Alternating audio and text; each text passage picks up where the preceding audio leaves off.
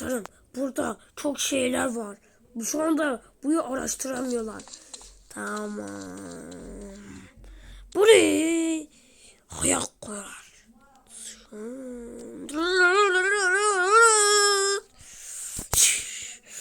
Burayı hayat çıkar. Arabayı hazırla. Şu çocuk var ya. Ramazanmış.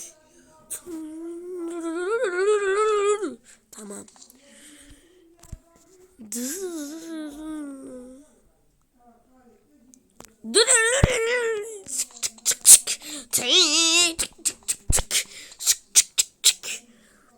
Bu Ramazan var ya.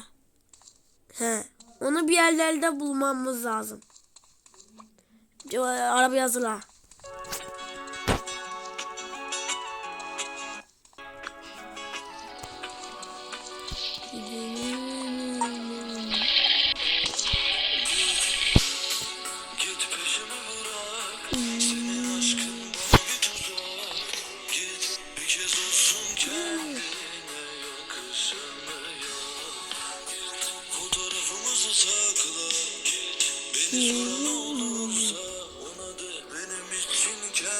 Şurada da.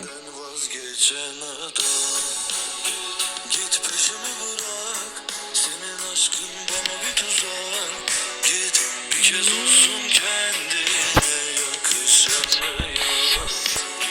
Fotoğrafımızı sakla, beni soran olursa ona de benim için kendinden vazgeçen adam. O kadar insan varken lan bana ne diye geldin de karıştırdın.